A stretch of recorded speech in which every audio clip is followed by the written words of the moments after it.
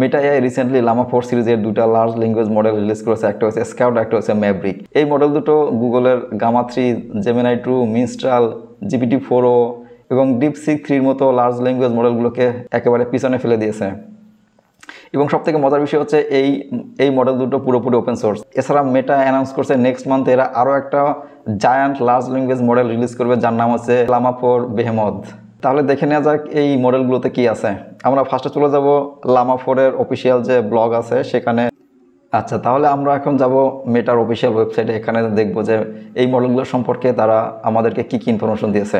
তো আমি চলে আসছি মেটার অফিসিয়াল ওয়েবসাইটে। এখানে তারা এপ্রিলের 5 তারিখে একটা ব্লগ পোস্ট দিয়েছে। এরা 3টা মডেলের নাম দিয়েছে, একটা হচ্ছে স্কাউট এবং ম্যাভরিক। এই দুটো অলরেডি রিলিজ করছে। স্কাউটে থাকবে হচ্ছে 17 বিলিয়ন প্যারামিটার এবং 16 এক্সপার্টস, এবং এর কনটেক্সট লেন্থ থাকবে 10 মিলিয়ন, যেটা হিউজ। এর পরের মডেল থাকবে হচ্ছে ম্যাভরিক। এটাকে মার্ক জাকারবার্গ বলছে ইটস এ বিস্ট। তো এটার 17 বিলিয়ন অ্যাক্টিভ প্যারামিটার, কিন্তু 128 এক্সপার্টস, এবং এটার কনটেক্সট লেন্থ থাকবে 1 মিলিয়ন। এরপরে লামা 4 সিরিজের আরেকটা মডেল থাকছে বেহেমথ। এই মডেলটা এখনও রিলিজ করে নাই। এই মডেলটা তারা আপকামিং নেক্সট মান্থে রিলিজ করবে।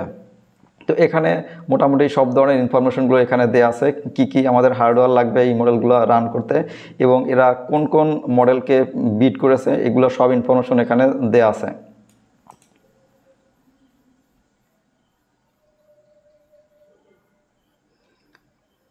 মেটা অফিসিয়ালি হাগিং ফেসের কথা উল্লেখ করছে। আমরা চলে যাবো হাগিং ফেসে।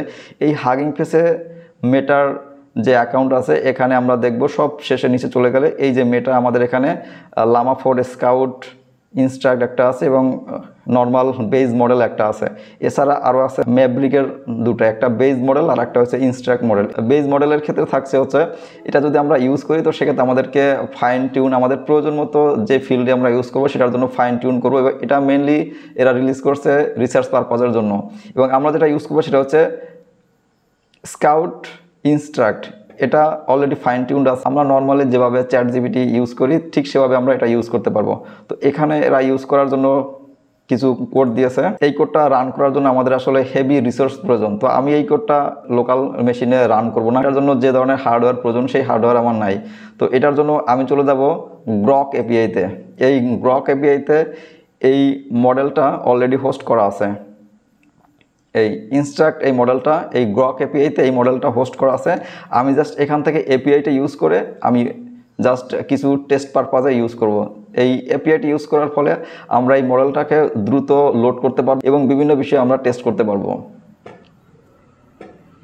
আচ্ছা, আর একটা বিষয় আমি বলি, সেটা হচ্ছে গ্রক এপিআই ইউজ করার জন্য আমরা গ্রক এপিআই ওয়েবসাইটে যাব।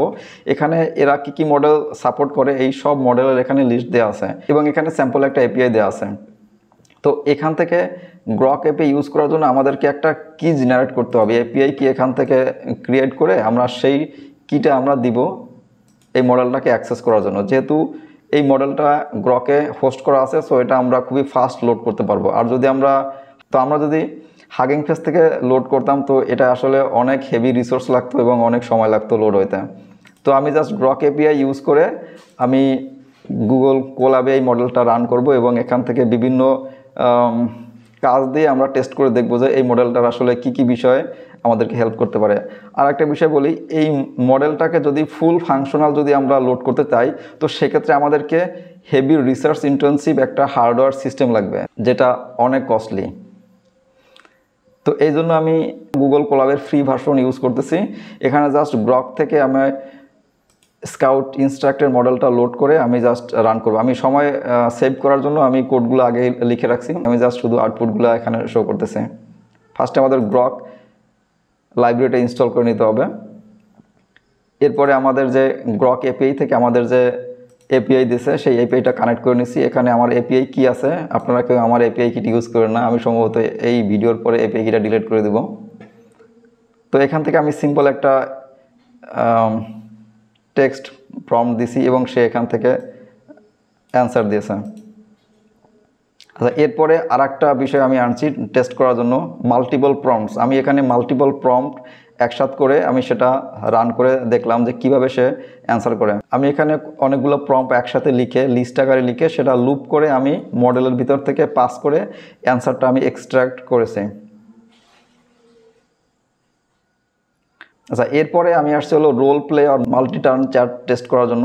এই রোল প্লের ক্ষেত্রে আমরা বিভিন্ন ধরনের রোল আমরা এই মডেলকে অ্যাসাইন করছি এবং সেখান থেকে সে কীভাবে আউটপুট দেয় সেটা আমরা এক্সট্রাক্ট করেছি।